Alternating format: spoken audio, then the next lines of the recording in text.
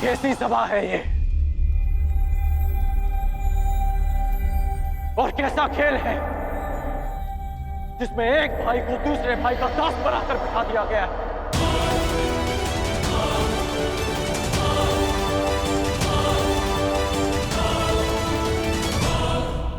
कैसी सभा है ये और कैसा खेल है जिसमें एक भाई को दूसरे भाई का दास बनाकर बिठा दिया गया है। तुम्हारे इस प्रश्न का उत्तर यदि यहाँ किसी के पास है तो केवल सम्राट युधिष्ठिर के पास है अंगराज। परंतु तुम्हें उत्तर देने से महत्वपूर्ण प्रश्न उनके समक्ष ये है कि अब वो किसे दांव पर लगाएंगे।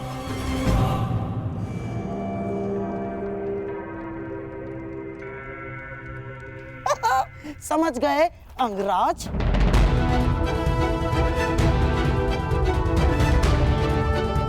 कहिए सम्राट, अब आप किसे दांव पर लगाएंगे?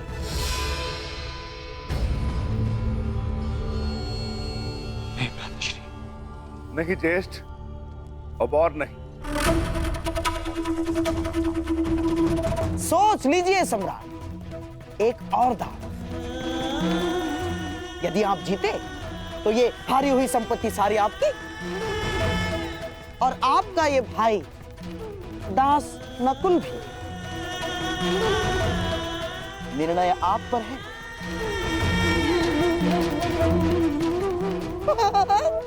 सोच लीजिए।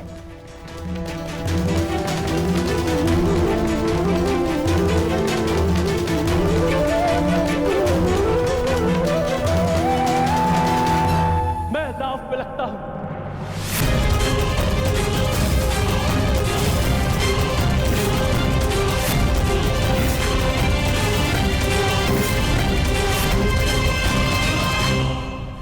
नहीं नहीं सहदेव, नहीं। ज्येष्ठ, ये दाव इंद्रप्रस्थ को पाने के लिए नहीं, अपने अनुज को पाने के लिए खेली। नहीं। एक उंगली अगर दास बने तो शेष सारी उंगलियां स्वतंत्र कैसे रह सकती हैं ज्येष्ठ?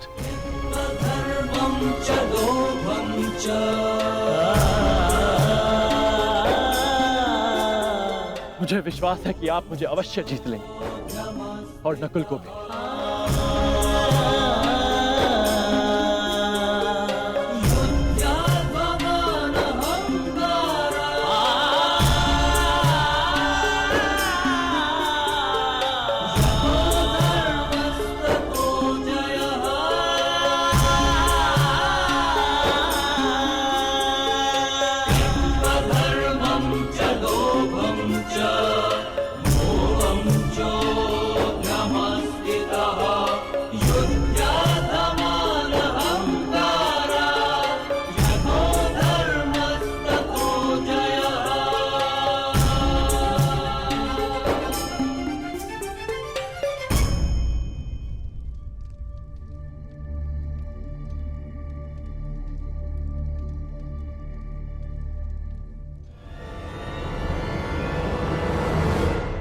बंद करो!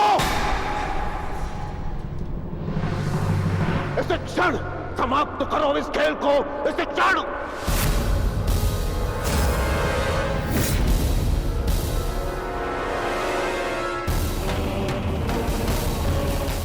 कैसा दुर्भाग्य जुड़ गया है हस्तिनापुर के साथ, कैसा दुर्भाग्य! अरे कुरुवंश के दो राजकुमार, उन्हीं का भाई उन्हें उनका दास बना रहा है। अरे क्या ये वही कुरुवंश है जो अपने भाई के अधिकार के लिए महामहिम अभी तक जीवित है? क्या ये वही कुरुवंश है जहां महाराज पांडु अपने राज्य, अपने पुत्रों को अपने भाई के विश्वास पर छोड़कर चले गए थे? आचार्य, नियम ये है कि कोई भी इस युद्ध को रोक नहीं सकता। सम्राट नियमों से बंधे हुए हैं, महामहिम भी नियमों से बंधे हुए हैं, परंतु मैं नहीं दुर्योधन। मैं तुम्हारा गुरु द्रोण हूं और मैं तुम्हें आदेश देता हूं कि अभी से क्षण इस खेल को बंद कर दो। आप अपनी शिक्षा का मूल्य, अपनी अपनी गुरु दक्षिणा ले चुके।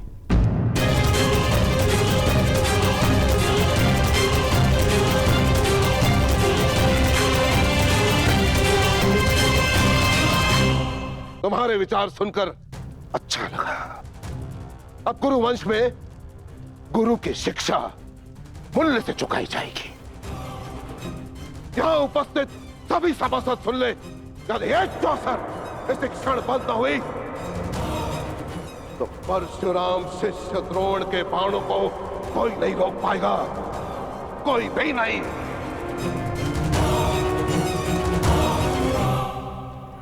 मैंने कहा था ना, इन्हें यहां मत बुलाओ।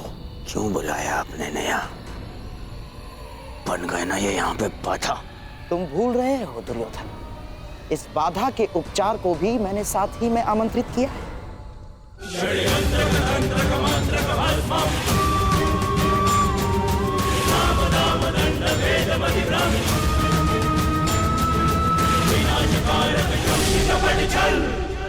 पिताश्री, हमें नहीं भूलना चाहिए कि आज हम जो कुछ भी हस्तिनापुर की कृपा के कारण, महाराज धृतराष्ट्र की कृपा से, और वैसे भी कुमार दुर्योधन से मेरी मित्रता वर्षों से, इसीलिए मेरा कर्तव्य है कि मैं उनका पक्ष लूं और सदैव उनका पक्ष लेता रहूंगा। जब तक पांडव जीत रहे थे आप शांत बैठे रहे, और जब कुमार दुर्योधन की विजय प्रारंभ हुई तो आप तिलमिला उठे। यदि आज आपने इस सभा को त्याग दिया तो आपके और मेरे पिता और पुत्र के संबंध को त्याग के जाएंगे आप यहां से।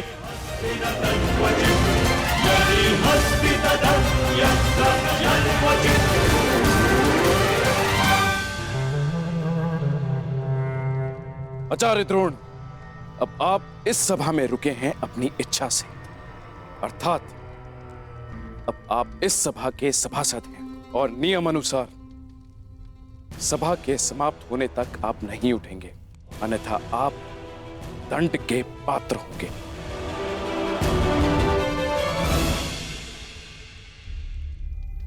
भावुक हो गया मैं। धन्य हो सम्राट, कितने भाग्यशाली हैं आप। तो सम्राट, क्या आपके भाग्य को एक अवसर देंगे? दांव पर लगाएंगे सहदेव को?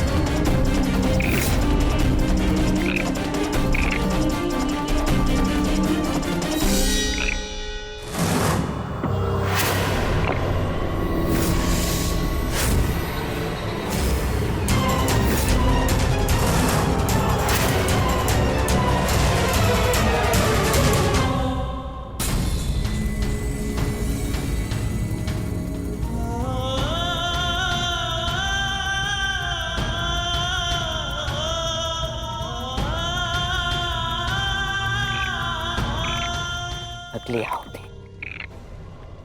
माद्री पुत्र सहदेव की।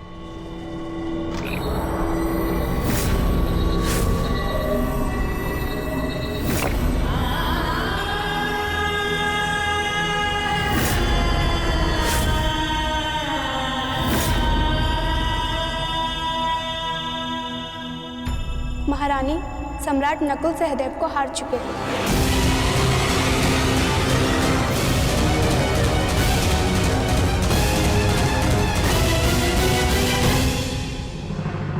सहदेव को हार चुके हैं।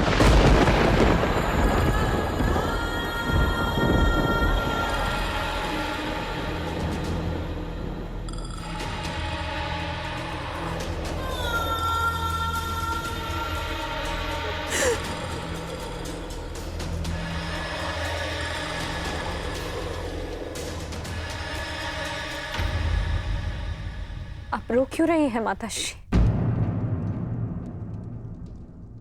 आपके पुत्र द्यूत कहाँ खेल रहे हैं? वो तो अपना धर्म निभा रहे हैं। जीवन की तपस्या में जो कुछ भी प्राप्त किया उसे द्यूत के यज्ञ में आहुति दे रहे हैं।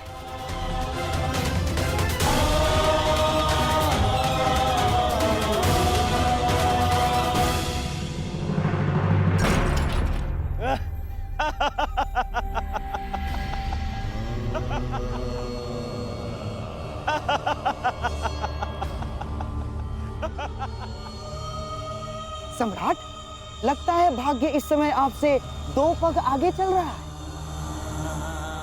परंतु चिंता कैसी? दांव पर लगाने के लिए आपके पास कितना कुछ शेष है अभी। बताइए,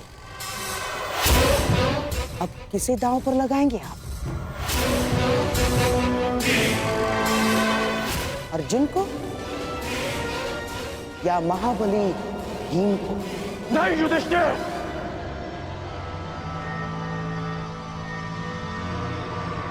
अब और नहीं।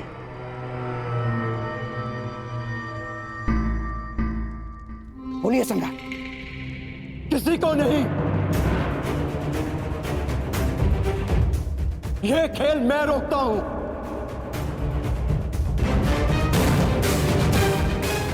राधाश, यह खेल यही समाप्त करते हैं। सम्राट, क्या अपने भाइयों को दास बनाकर छोड़ेंगे आप? नहीं, कोई दास नहीं रहेगा। हम अभी यहीं इसी क्षण युद्ध करके अपने अनुजों को मुक्त कराएंगे।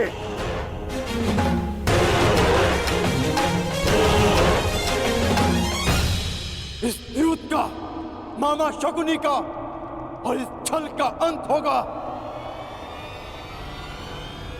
अभी, इसी समय।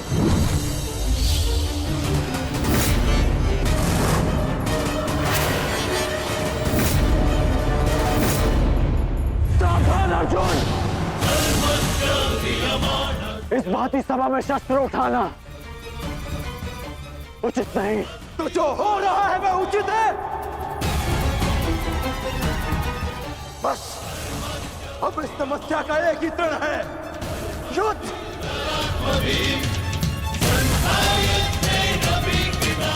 आज्ञा दीजिए भ्राताश्री।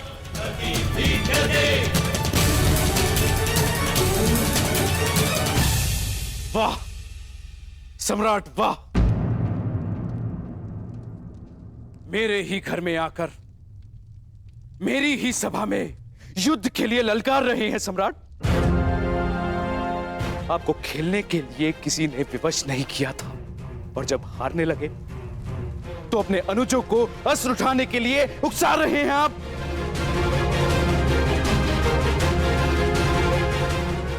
आपने ही अपनी प्रजा को इस चौसर में दांव पर लगाने का प्रारंभ किया था। ये आपका निर्णय था, और अब स्वयं को असहाय दर्शा रहे हैं। आपके ताचरी का मान आपके लिए क्या महत्व रखता है? कर दीजिए इन सब का वध, और मेरा भी।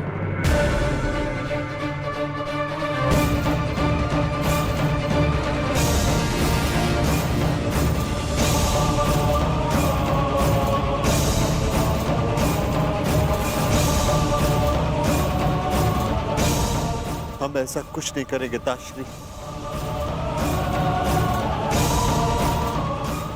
गांडीव नीचे करो अर्जुन।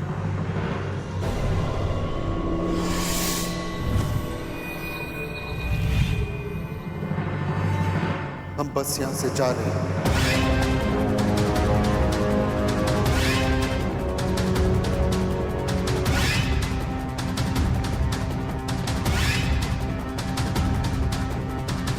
ये मेरा वचन है कि शीघ्र ही मैं तुम दोनों को मुक्त कराऊंगा। इस राजसभा में न सही, युद्ध भूमि में सही।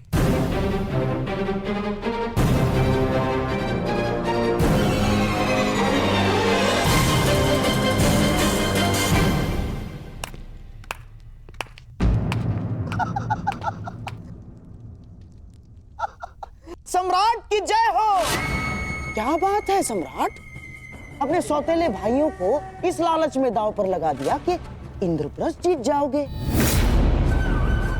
और अब उन्हें यूं ही दास बनाकर छोड़े जा रहे हो। कहीं ऐसा तो नहीं कि माद्री पुत्रों को दांव पर लगाने के पश्चात अपने सहोदर भाइयों को बचाने का विचार मन में आ गया? ना, ठीक ही तो है दुर्योधन, बेचारे सौतेले जो ठहरे। और हाँ, इनके लिए अपने सहोदर भाइयों को दांव पर लगा देना कैसा धर्म है?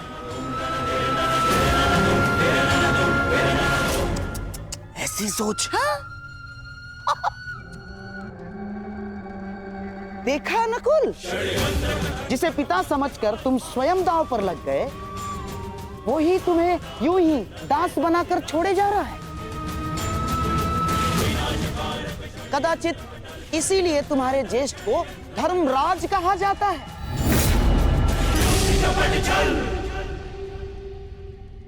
सोच लीजिए सम्राट, इतिहास आपको किस भांति स्मरण रखेगा? जिसने अपने सौतेले भाइयों के साथ छल किया, जिसने कभी उन्हें अपने परिवार का सदस्य माना ही नहीं।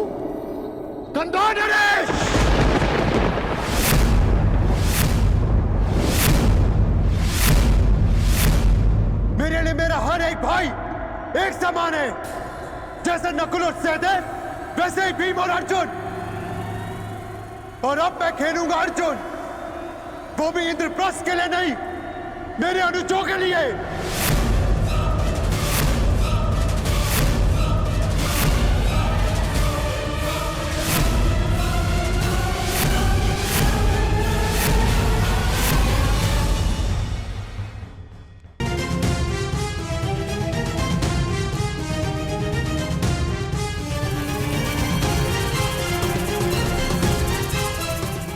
सावधान मामाश्री, ये अर्जुन पांडवों का सबसे बड़ा शस्त्र है, जिसे छीनकर आपको युधिष्ठिर को निशस्त्र करना ही है। ये इस यज्ञ की सबसे बड़ी आहुति है, ये व्यर्थ नहीं जाएगी ना।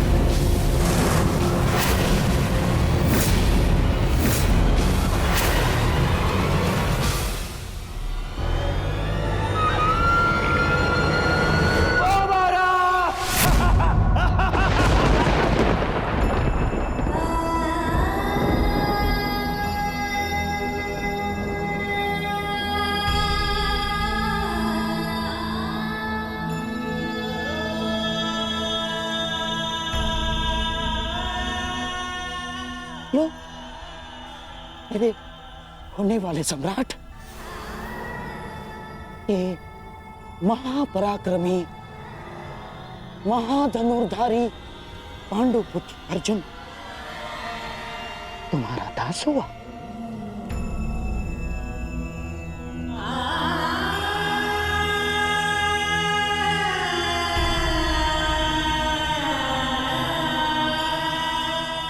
जाओ अर्जुन,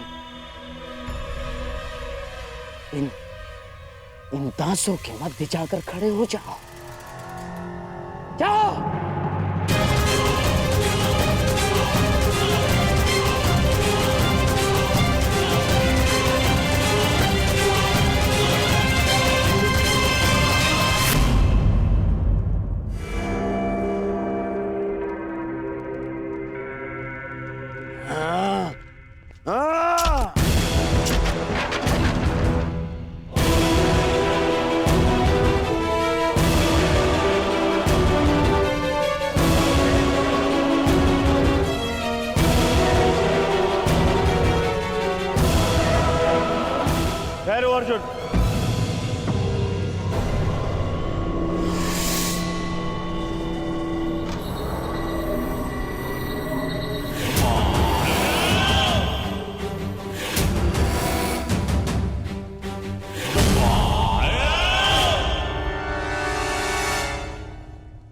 लेकिन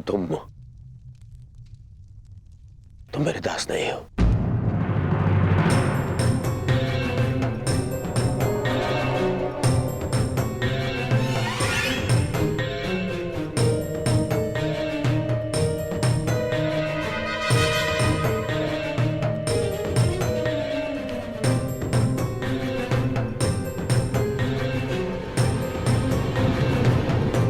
परंतु तुम मेरे जीती हुई संपत्ति अवश्य हो। मैं दास अर्जुन को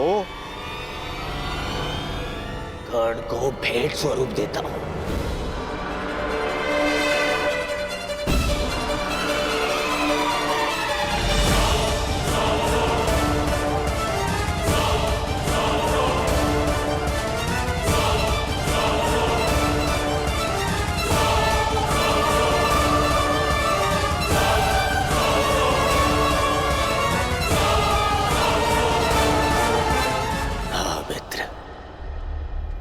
जिसने तुम्हें सूत पुत्र कहकर तुम्हारा अपमान किया था, आज वो धनुर्धारी दास बनकर तुम्हारे सामने खड़ा है।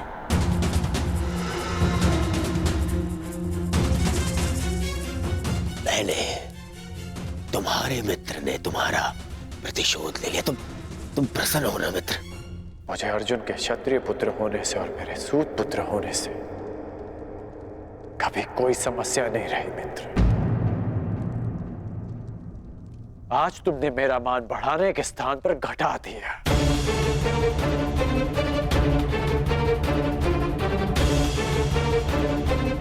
जिसे युद्ध में नतमस्तक देखना चाहता था, तुमने आज उसे द्यूत में जीत लिया। तुमसे ऐसी भेंट की आशा नहीं थी मित्र। तुम्हारी ये भेंट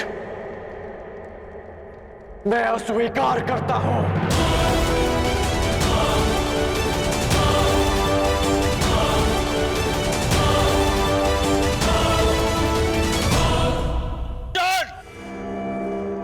अभी इसी क्षण दास के स्थान पर जाकर खड़े हो जाओ।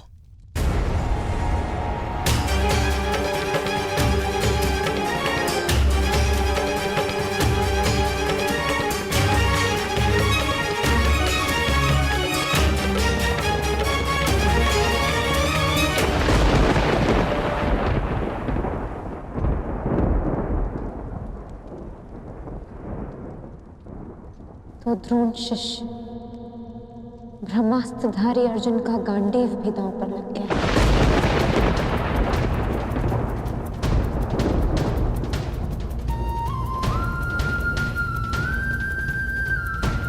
मेरे पति अपने धर्म का उत्सव मना रहे हैं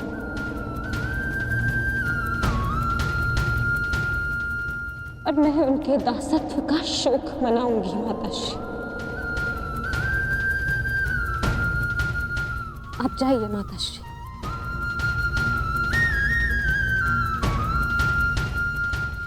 एकांत।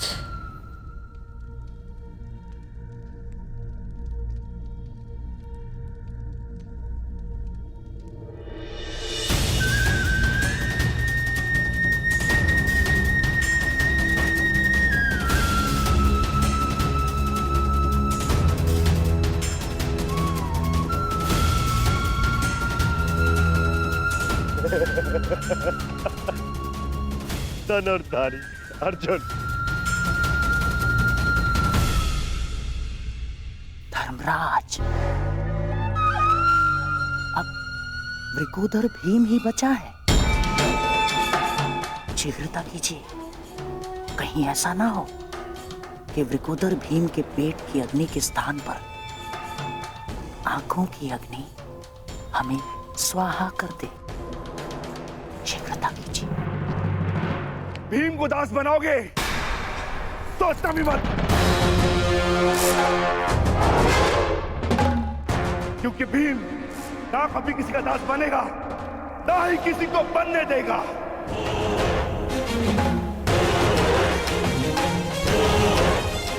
मैं अभी यही इसी क्षण भरी सभा में सारे करों का नाश करके अपने अनुजों को दासत्वों से मुक्त कराऊंगा।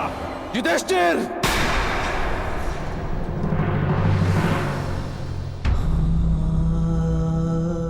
आज आप मुझे नहीं रोक सकते ज्येष्ठ। यदि अधर्म है तो अधर्म मैं कर रहा हूं, आप नहीं। शांत गदाधारी भीम, शांत। युद्ध चाहिए? दासो, तुम्हारे स्वामी पर आक्रमण हो रहा है, रक्षा करो उसकी।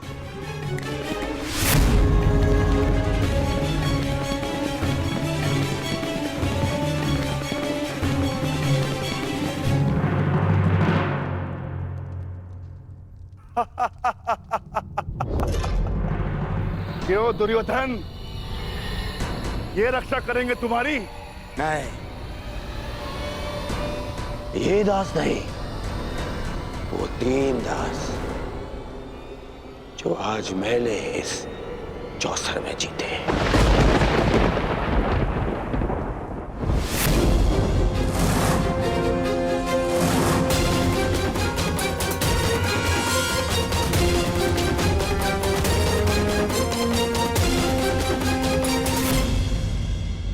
दासो, अपने स्वामी की रक्षा करो।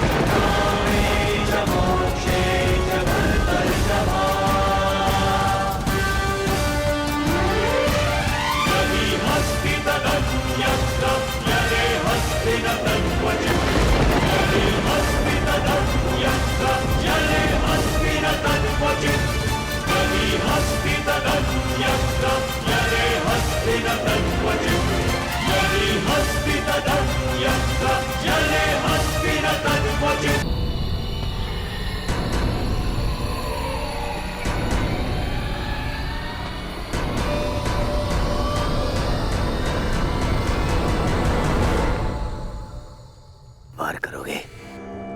मुझ पर वार करोगे? करो, भड़क दो।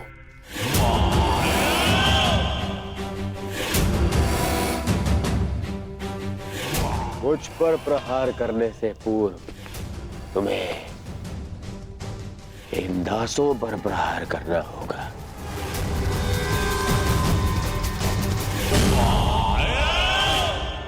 करो प्रहार।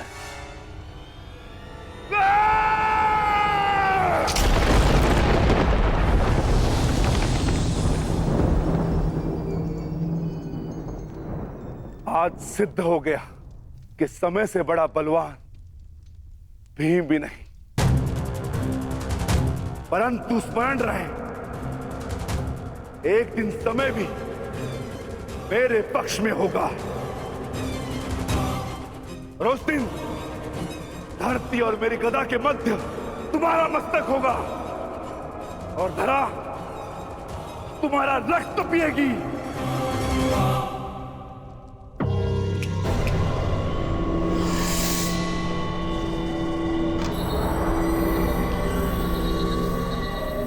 भीम, क्या मैं अब समझ लूं कि युद्ध की चुनौती अब मौन हो गई?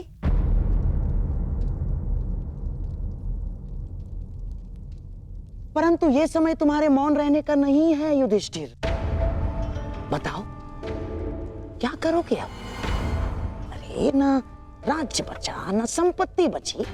कैसे कैसे पालेंगे स्वयं को आप? क्या खाएंगे और क्या खिलाएंगे इस बैल भीम को?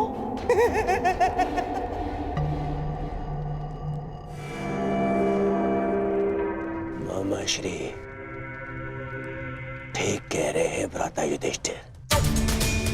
ये बैल भीम जब तक आपके पास में रहेगा तब तक केवल आपकी समस्याएं ही बढ़ाएगा। ना, इसे भी दांव पे लगा दे युधिष्ठिर। हाँ ज्येष्ठ, लगाइए मुझे दांव पर।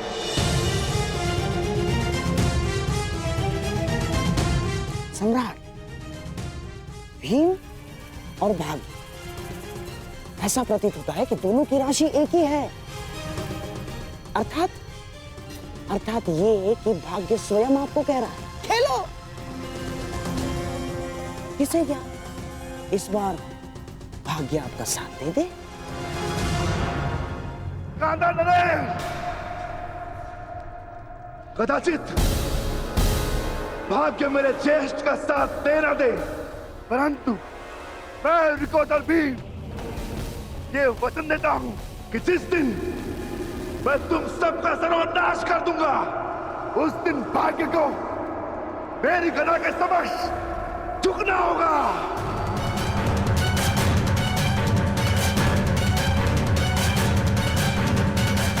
मैं सभा को यह सूचित कर देना चाहता हूं कि यदि सम्राट युधिष्ठिर चाहे तो अभी इस खेल पर अंकुश लगा सकते हैं और अपने भाई भीम को यहां से लेकर प्रस्थान कर सकते हैं। परंतु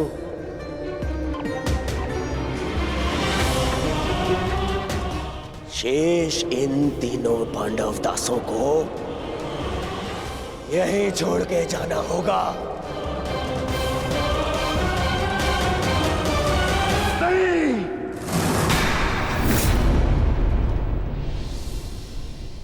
कोई नहीं जाएगा यहां से, कोई नहीं।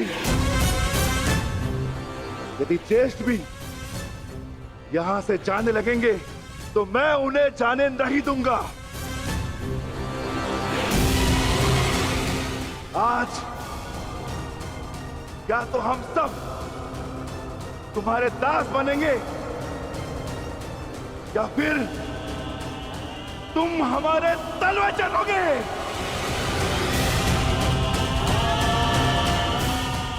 मैं विकोदर भीम अपने ज्येष्ठ की ओर से अपने आप को दांव पर लगाता हूं।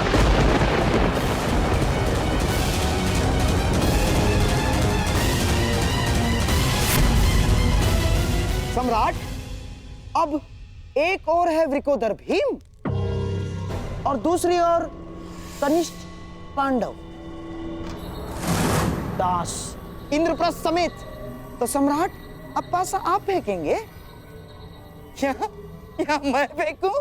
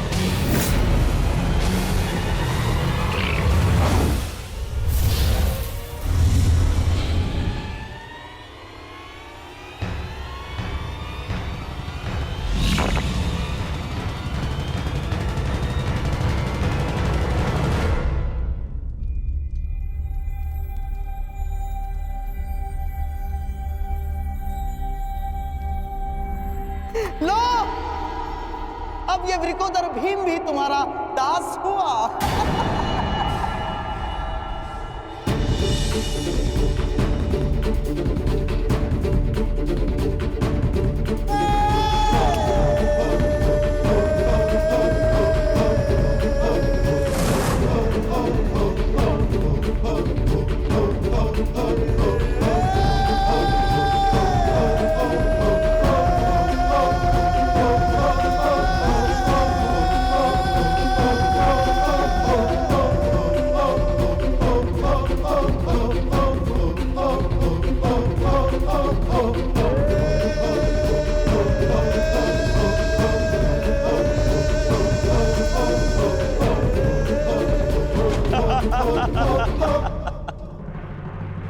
देखना दुर्योधन, इस पांचाली को कैसे निर्वस्त्र करता हूं मैं।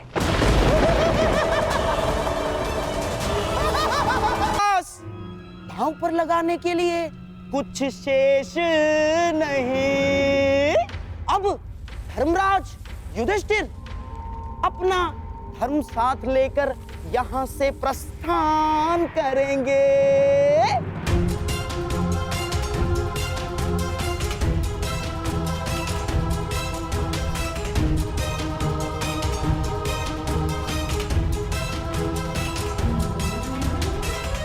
नहीं, मैं अपने अनुजों को छोड़कर कहीं नहीं जाऊंगा।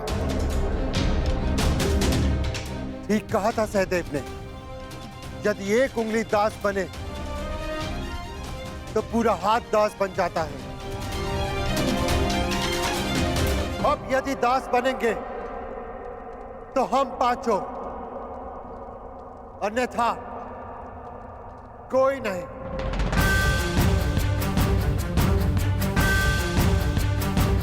मैं ज्येष्ठ पांडुपुत्र युधिष्ठिर स्वयं को दांव पर लगाता हूं।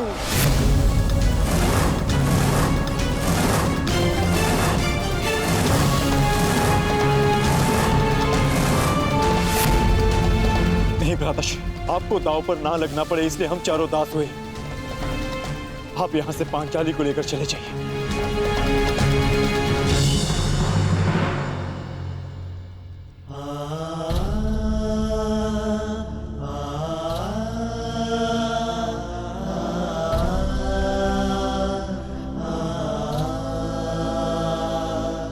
अनुज, तुम सबने अपने ज्येष्ठ के लिए अपना कर्तव्य निभाया है, परंतु अब मेरी बारी है अपने अनुजों का ऋण चुकाने की। मेरे भाइयों को त्याग कर यदि मुझे तीनों लोक का राज्य मिले तो भी मुझे स्वीकार नहीं। अब या तो हम सब यहां से मान और मुकुट समेत इंद्रप्रस्थ लौटेंगे, या सब साथ में मिलके दासत्व भोगेंगे।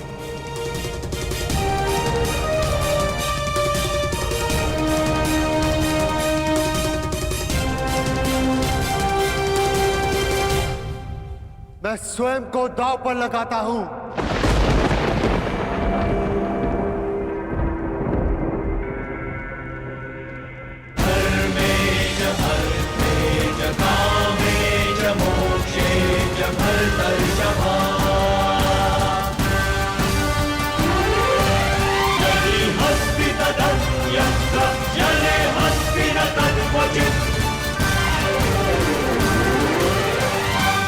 ये कैसा धर्म है धर्मराज? आज तक मुझे लगा था कि दोष मात्र दुर्योधन में है, परंतु इस बार मैं उसे दोष नहीं दे सकता।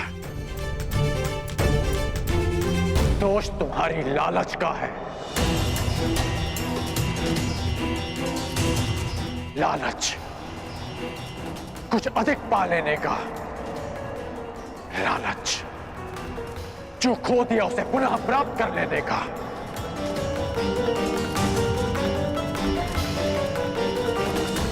इस खेल से उठ क्यों नहीं जाते तुम? अब भी समय है युधिष्ठिर, अब भी समय है। आपने ठीक कहा था अंगराज, आपने सतर्क किया था मुझे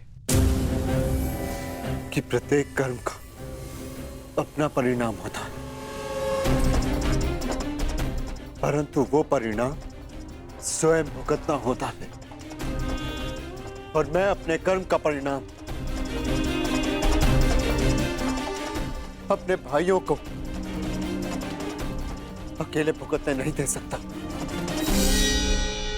अब ये खेल लालच का नहीं, प्रेम का है, समर्पण का है और विश्वास का।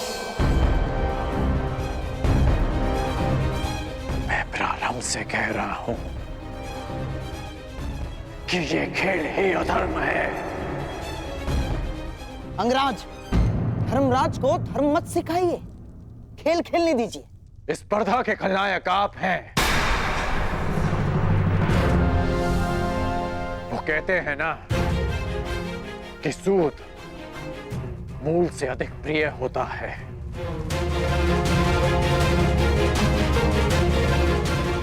युधिष्ठिर ने भले ही अपने भाइयों को दांव पर लगा दिया हो, परंतु आपने तो अपने भांजे को ही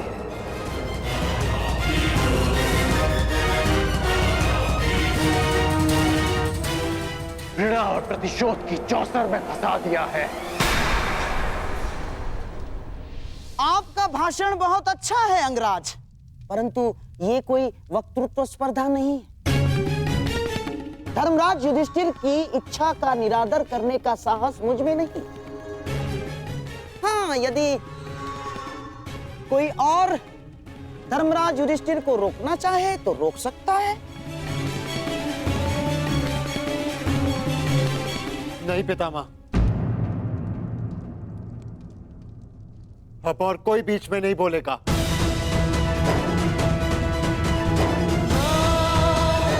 कोई नहीं।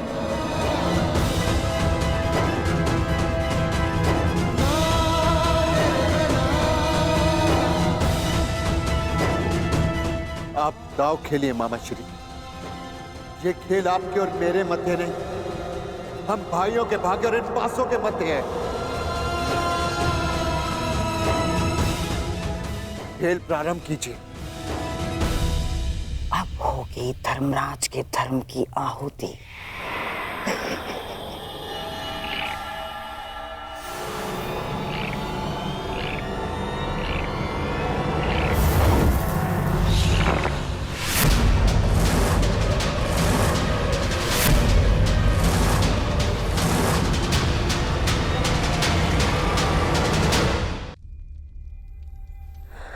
नहीं वासुदेव, नहीं, वो सूचना मत सुनवाना जिसकी वजह से मेरा अंतर्मन कांप रहा है।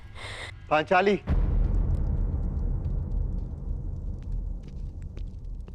आर्या, अब आंसू बहाने का समय नहीं है पांचाली, मुस्कुराने का समय।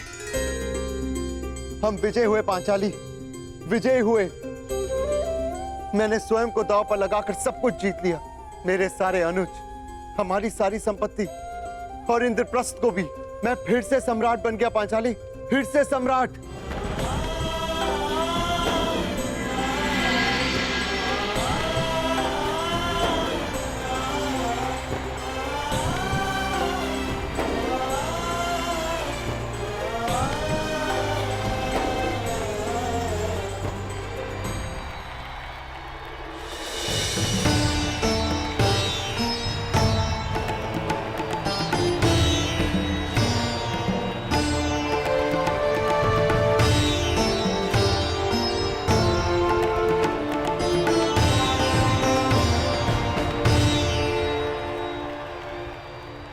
तो गांधार नरेश शकुनी का छल, दुर्योधन का हठ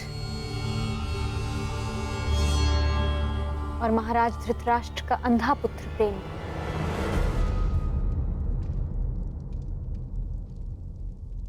धर्म को हरा ना सके।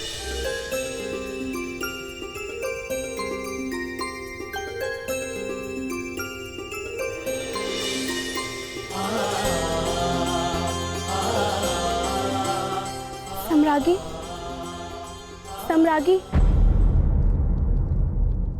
आखिरी चाल में सम्राट ने स्वयं को दांव पर लगा दिया था।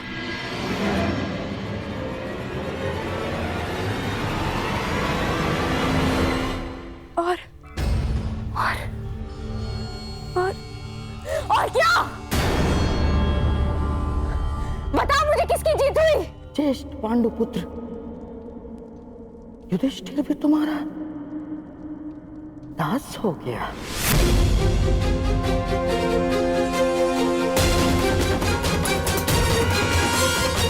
पांच की शक्ति दास हो गई दुर्योधन। जो विजय संसार के सबसे बड़े युद्ध में नहीं मिल सकती थी, वो द्यूत के चाल में तुम्हारी हो गई। अब तुम्हारे सम्राट पद को चुनौती देने वाला सबसे अंतिम पांडव भी तुम्हारा दास हुआ दुर्योधन। अब इस यज्ञ की सबसे अंतिम आहुति चढ़ेगी याज्ञसेनी द्रौपदी। द्रौपदी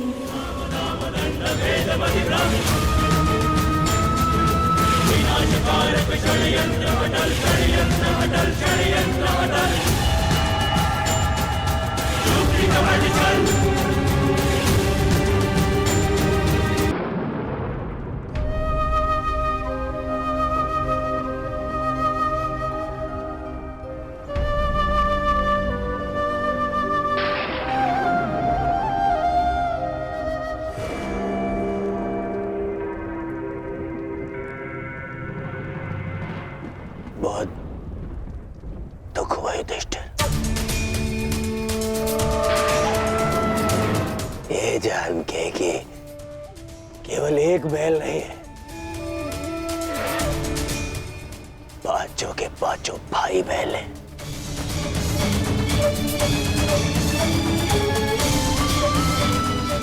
आपको भी समझाना पड़ेगा भ्राता कि दास मुकुट नहीं पहनते। युधिष्ठिर, दास मुकुट नहीं पहनते।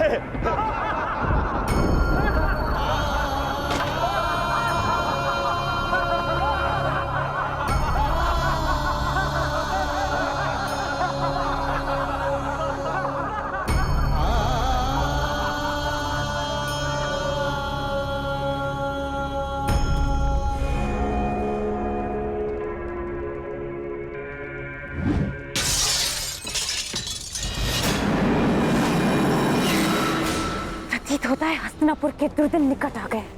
तुम जाओ यहां से, हमें एकांत में रहना है।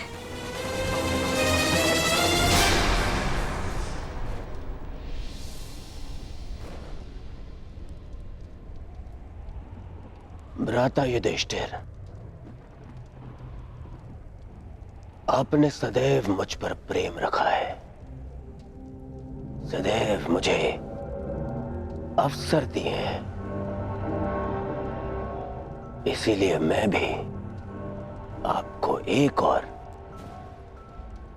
और अवसर देना चाहता हूं।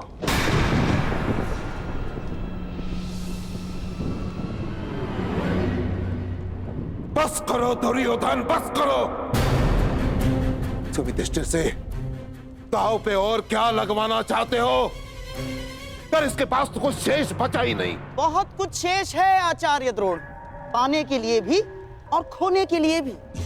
माना कि सम्राट युधिष्ठिर अब सब कुछ हार गए, परंतु जब सम्राट युधिष्ठिर ने यहां प्रवेश किया था तो इंद्रप्रस्थ के सम्राट थे और अब एक दास बनकर हम सबके समक्ष खड़े हैं। प्रश्न तो यह उठता है आचार्य द्रोण कि ये सारा जगत सम्राट युधिष्ठिर को किस नाम से स्मरण रखेगा? उस राजा के नाम से जिसने द्यूत में अपने आत्मसम्मान के साथ साथ सब कुछ हार डाला, या उस राजा के रूप में जिसने सब कुछ खोकर भी सब कुछ फिर से पा लिया और फिर से सम्राट बन गए?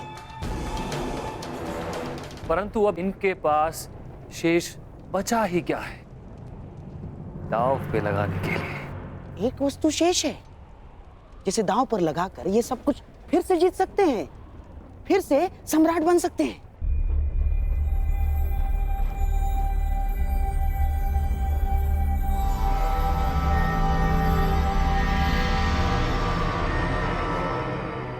जो सब कुछ हार चुका हूं, उसके पास क्या शेष है?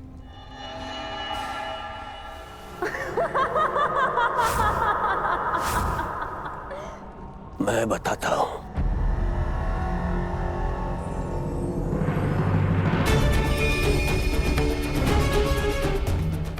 वो शेष है जिस पर आपको गर्व है।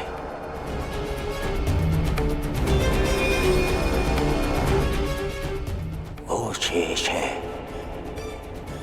जिस पर आपका अब भी अधिकार है।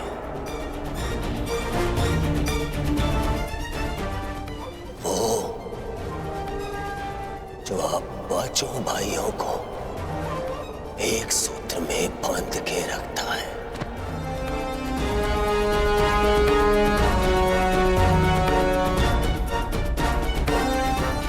वो जिसका जीवन आप पांचों से जुड़ा है।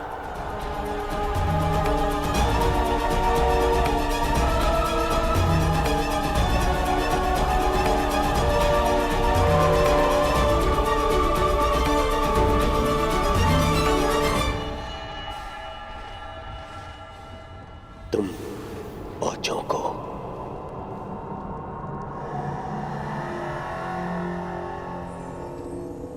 एक करने वाली ध्रुपद पुत्री पांचाली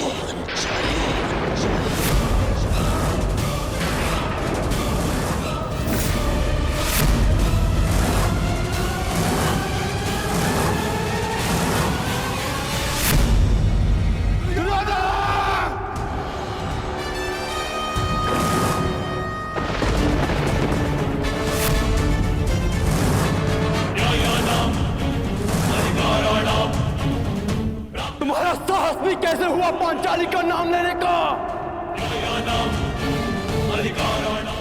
हाँ, मैं अभी इसी क्षण शकुनी समेत सारे खरों का नाश कर दूंगा।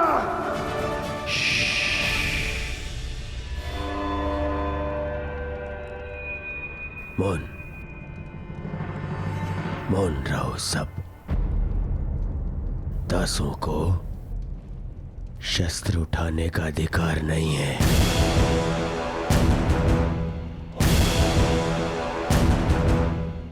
दास शस्त्र नहीं उठाते। धर्मराज, अपने भाइयों को समझाइए, दासों का क्या धर्म होता है। दुर्योधन, मत भूलो कि पांचाली कुलवधू है। थी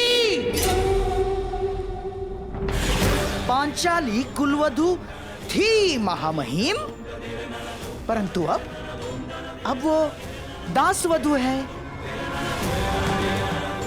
अर्थात एक दासी।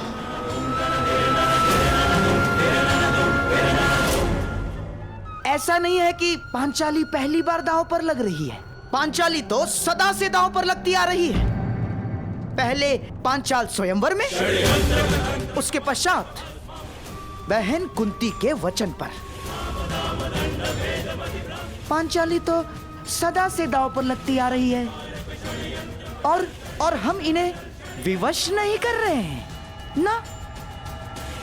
हम तो इन्हें स्मरण करवा रहे हैं कि इनके पास क्या क्या शेष हैं।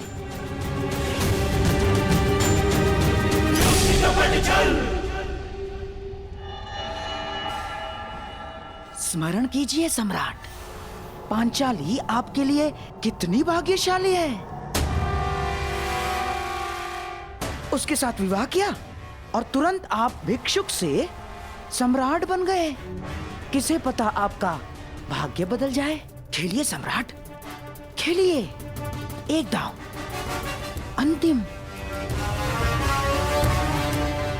किसे ज्ञात, पांचाली के भाग्य से आप फिर से सम्राट बन जाए। क्या सोच रहे हैं सम्राट? एक दांव और सब कुछ आपका।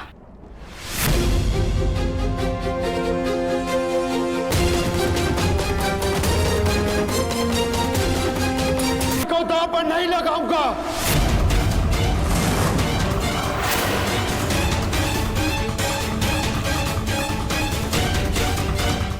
मुझे इस दुर्योधन का दास बनना स्वीकार है।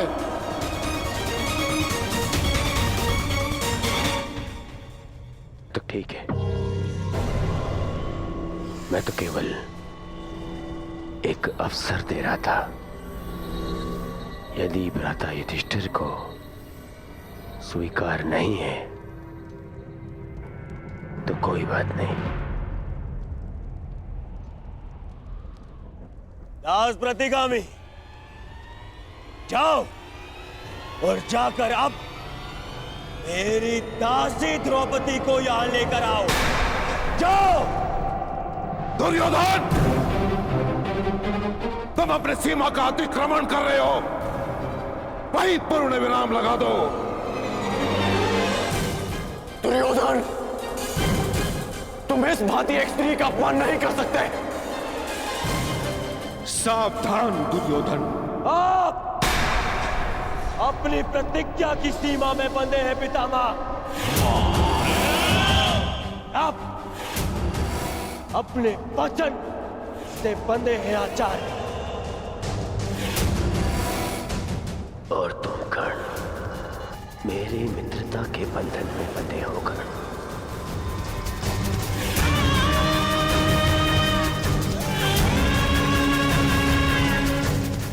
मैंने तो केवल युधिष्ठिर को एक अवसर दिया था ताकि कोई मुझ पर छल का आरोप न लगा सके। परंतु यदि गहराई से देखें तो जिस क्षण वो स्वयं को हारे उसी क्षण वो द्रौपदी को भी हार चुके थे। यो पांचाली युधिष्ठिर के सम्राट बनते ही सम्राज्ञी बन चुकी थी, क्या वो अपने पांचों पतियों के दास बनते ही दासी नहीं बन जाती? प्रलाप मत करो दुर्योधन, मैं इस कुतर्क को नहीं मानता। पितामह, आपकी माता सत्यवती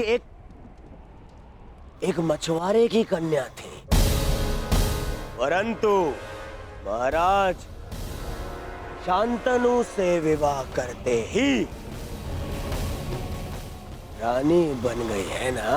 दुर्योधन,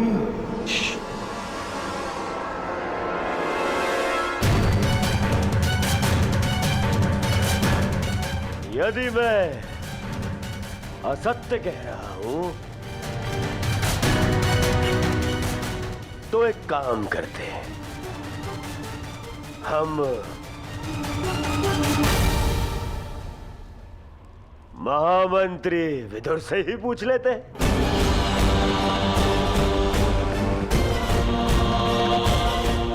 महामंत्री विदुर, आप ही बताइए धर्म क्या कहता है?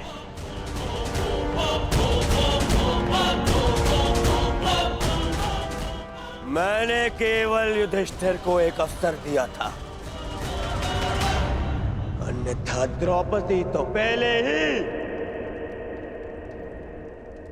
मेरी दासी बन चुकी है।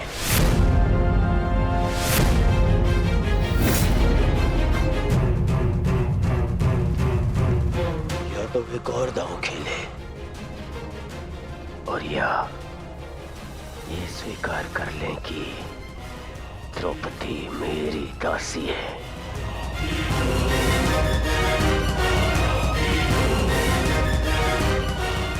सोच लीजिए सम्राट। नहीं, हम तो केवल आपको एक अवसर देना चाहते हैं ताकि किसी को ये ना लगे कि हम आपके साथ छल कर रहे हैं।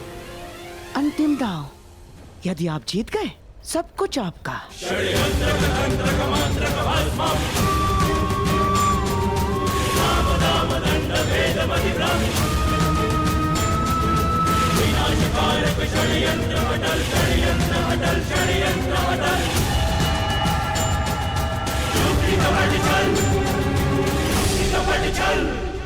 मैं पांचाली को दांव पर लगाता हूं।